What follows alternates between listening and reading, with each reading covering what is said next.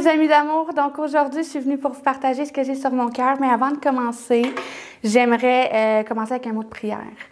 Donc, Seigneur Dieu Tout-Puissant, je te remets ce temps entre tes mains, Seigneur, avec cette certitude que tu as déjà travaillé, Seigneur, sur les terrains que je vais semer ce soir.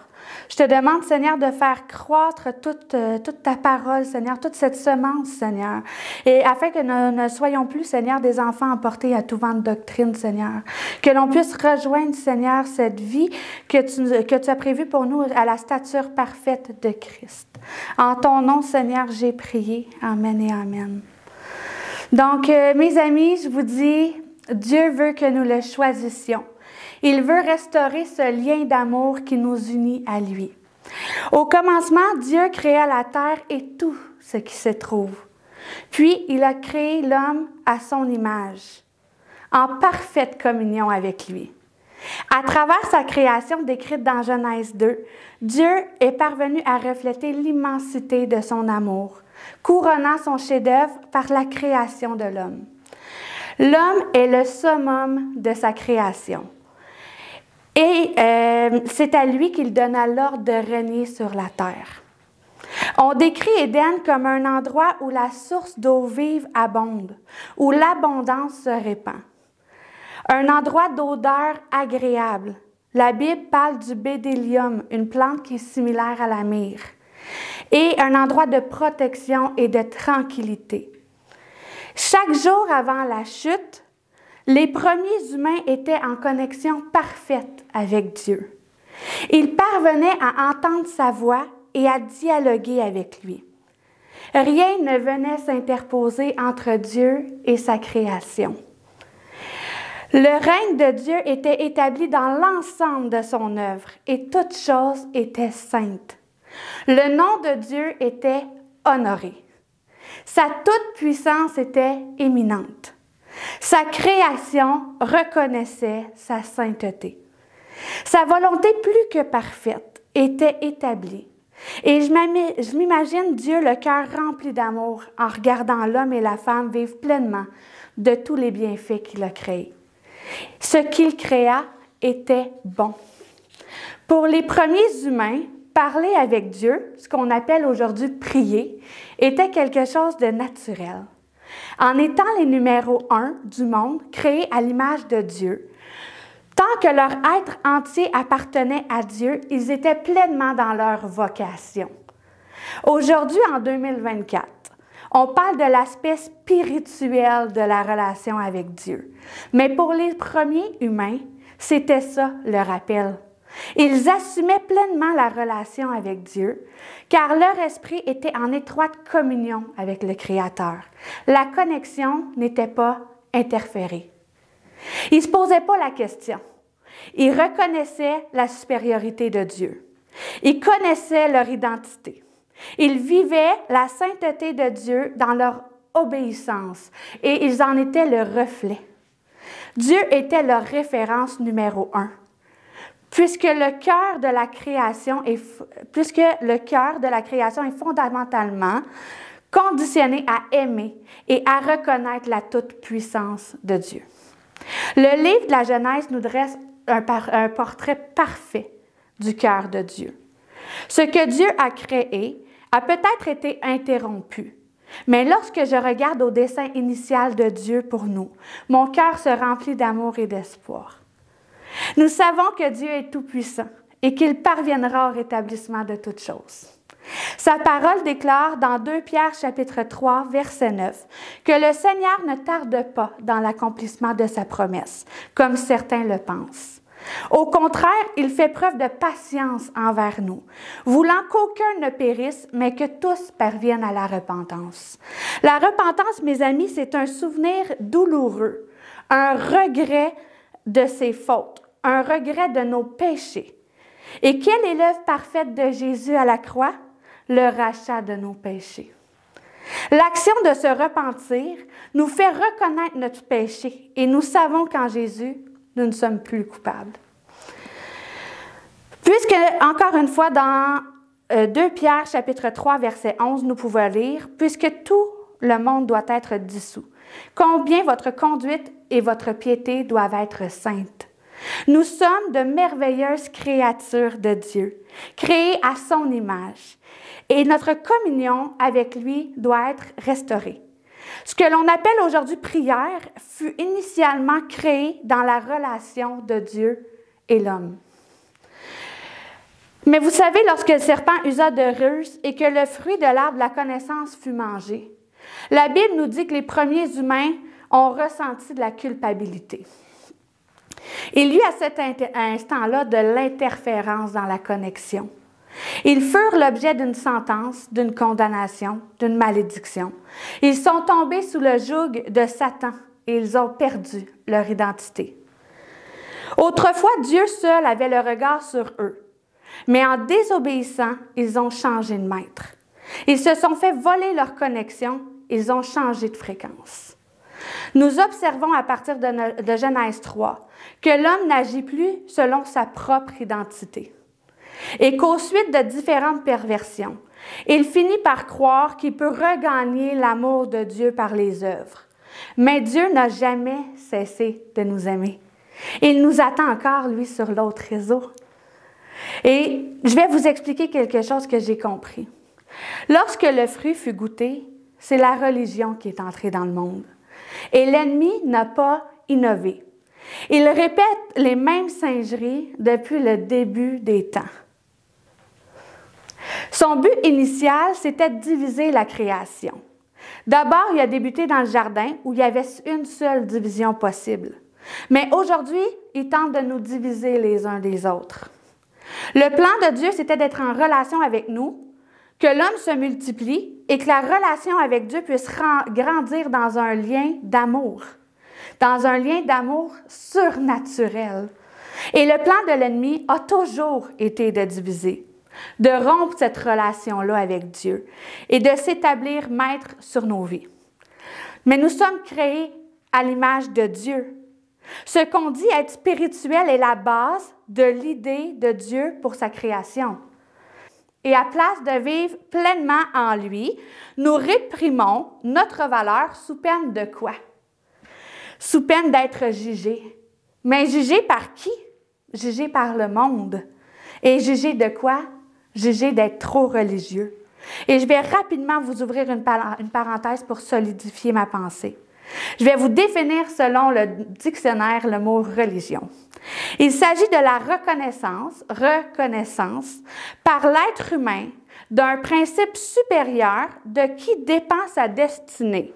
C'est une attitude intellectuelle et morale qui en résulte. Donc, je vous fais un petit récapitulatif rapide. Nous sommes originalement créés pour être en relation avec Dieu. Dieu était tout. Il n'y avait pas de reconnaissance à faire. Il était tout. Le fruit de l'arbre de la connaissance fut mangé et les yeux s'ouvrirent. La religion est entrée dans le monde et désormais l'être humain reconnaît par la religion un principe supérieur à lui. Et ce principe appelé religion nous empêche de vivre pleinement en Christ parce qu'on a peur que le monde nous juge. Je ne sais pas pour vous, mais moi j'ai l'impression de flairer un piège gros comme le monde. Depuis qu'on est sorti d'Éden, afin de ne pas tendre le bras et de saisir l'arbre de la vie, nous sommes sous le joug de l'ennemi et nous sommes soumis à notre libre arbitre. Mais Dieu a tant aimé le monde qu'il a donné son Fils unique, afin que quiconque croit en lui ne périsse point, mais ait la vie éternelle. C'est vraiment hot, ça. Vraiment hot. Jésus, c'est notre modèle par excellence. Il est venu pour nous enseigner le mode d'emploi pour rétablir la connexion, pour nous mener à la repentance de nos péchés.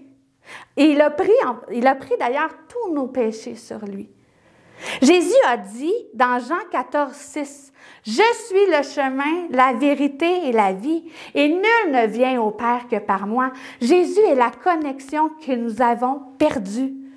« Et ce que vous demanderez en mon nom, je le ferai. » Mais qu'est-ce qu'il avait de si spécial, Jésus?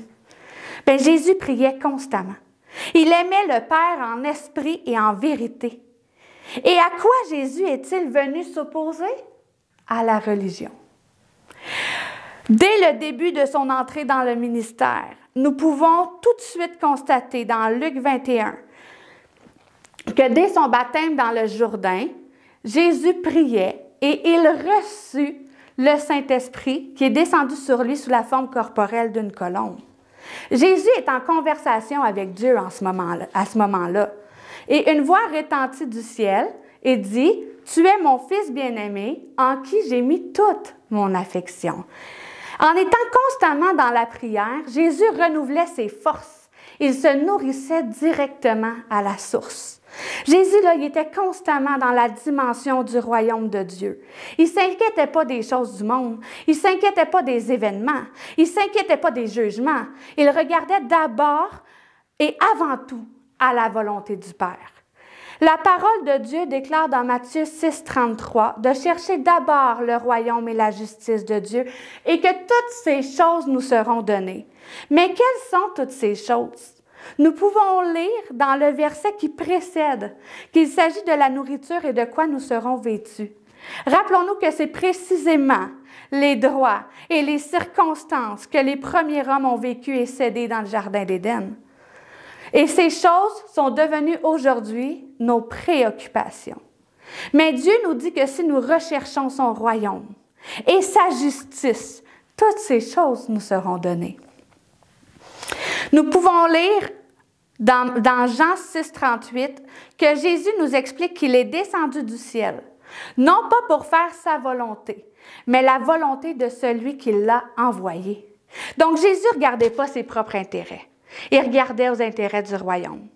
Lorsqu'il priait, c'était pour la volonté de Dieu. Puis j'y vois un appel aujourd'hui à soumettre notre nature mondaine à la volonté de Dieu. Et en tant que disciples, nous sommes ses ambassadeurs. Nous représentons Jésus sur terre. Alors prenons exemple de Jésus. Soyons consacrés à l'œuvre du royaume dans tous les aspects de notre vie afin de ne pas servir d'instrument au diable. Nous savons que Jésus forme ses disciples.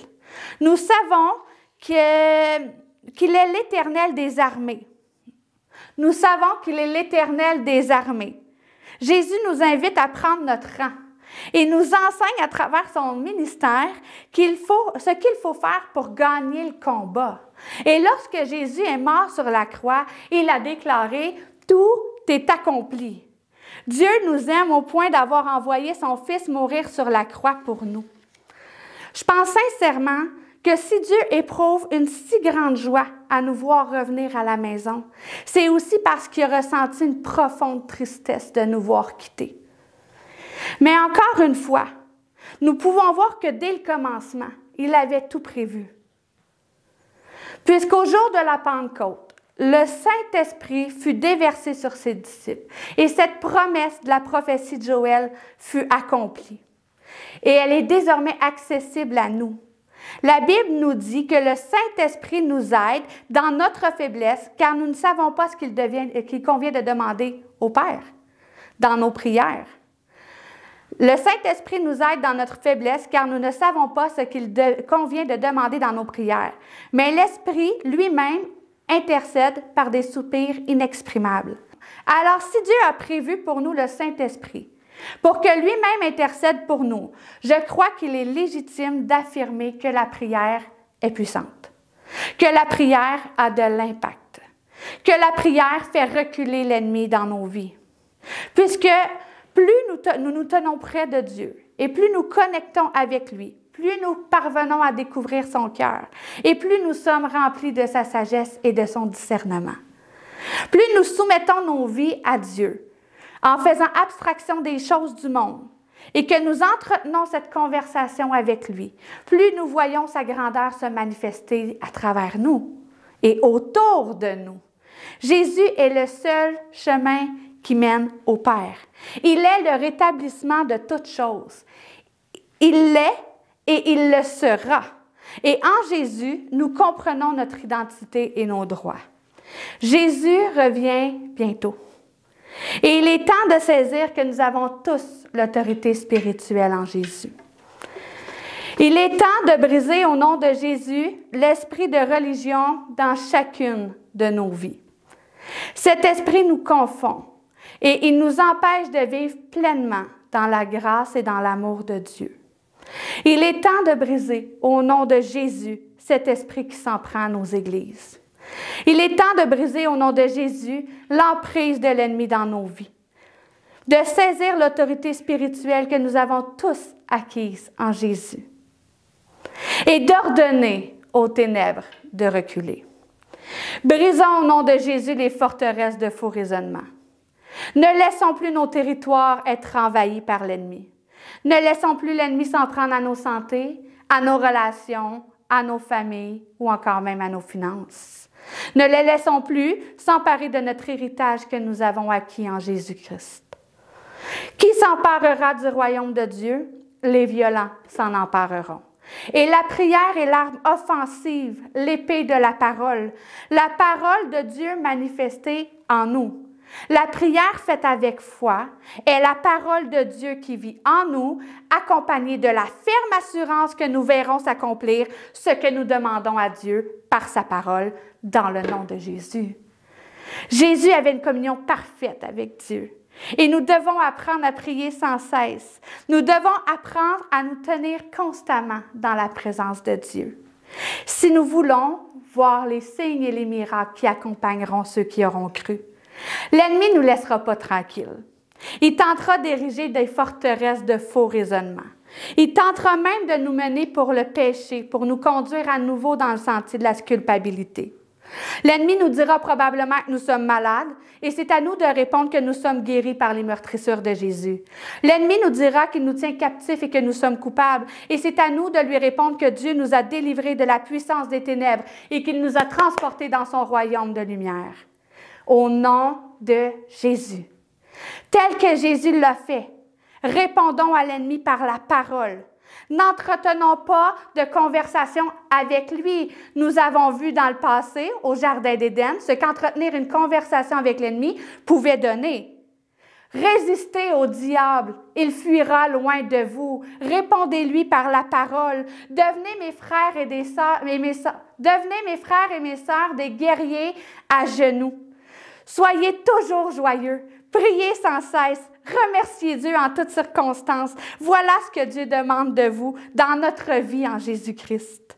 La prière n'a pas besoin d'être longue. Elle a simplement besoin d'être en accord avec la volonté de Dieu. Venons tout simplement aujourd'hui devant Dieu et plions le genou à la croix. Présentons-nous à ses pieds en reconnaissant qu'on n'avait pas vu ça de cette façon-là, mais qu'aujourd'hui, on est prêt et on comprend pourquoi on doit lâcher prise du monde. Qu'aujourd'hui, on reconnaît avoir été tiède, mais qu'on lui demande maintenant d'être brûlant pour lui. Alors, avant de terminer, je vous lance une invitation aux soirées de prière, parce que ceux qui me connaissent savent combien j'ai à cœur de voir l'Église remplie de guerriers à genoux. Mais ce n'est ni par ma force, ni par puissance, mais par son esprit que vous serez convaincus. Alors, n'oublions pas également que là où 2 ou 3 sont assemblés en son nom, il est au milieu de nous. Je veux voir votre foi grandir. Je veux voir les ténèbres reculer. Et je veux vous voir déplacer les montagnes dans vos vies au nom de Jésus. Je vous aime. Je vous laisse sur le chant qui va suivre après et je vous dis à bientôt.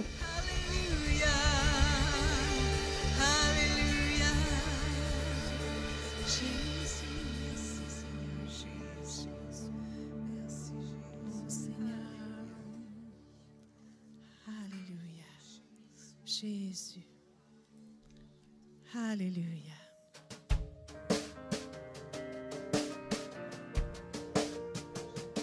Alléluia, Jésus.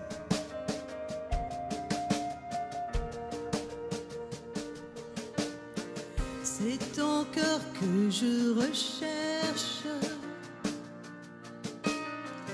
Dès que le soleil se lève, je connais ta douce voix. Mon cœur ne brûle que pour toi. C'est toi seul que je désire. Même quand mes pensées chavirent, je connais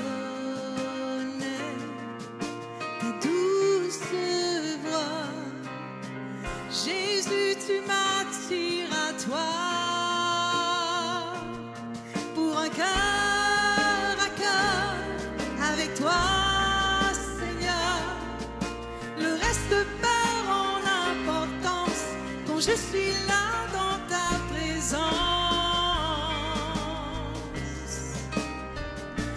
je suis là dans ta présence.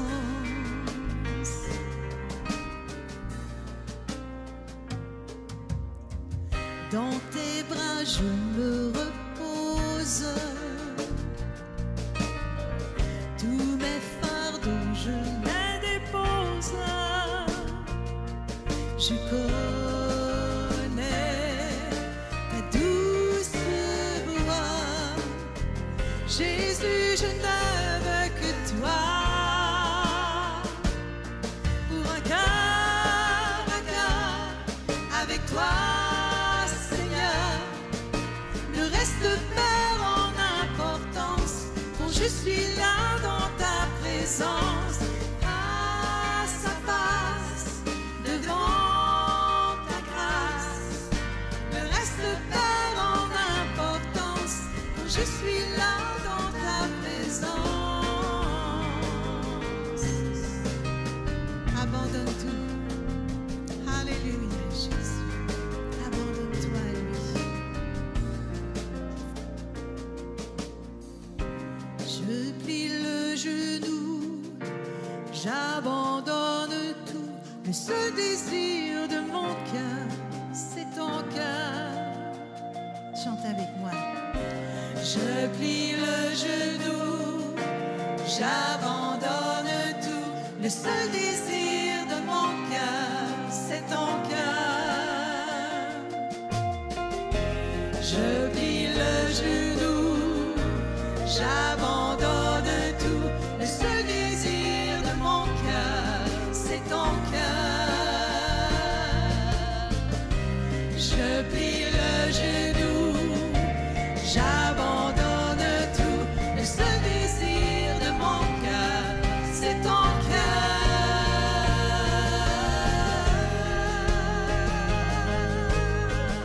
C'est ton cœur,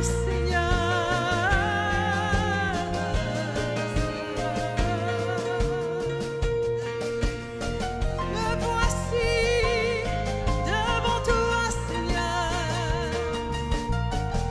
Jésus, alléluia. Pour un cœur à cœur avec toi, Seigneur, ne reste pas en importance, quand je suis là dans ta présence, face à face, devant ta grâce. Ne reste pas en importance, quand je suis là dans ta présence.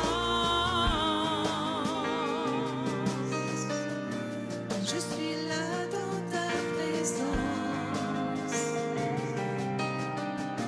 Quand je suis là dans ta présence. Louons-le, alléluia. Jésus, tu es ici, ta présence, alléluia. On est là, Seigneur, dans ta présence, Jésus. Viens toucher, Seigneur. Viens toucher, viens guérir, Seigneur, les cœurs brisés. Tu connais tout, Jésus, tu connais chaque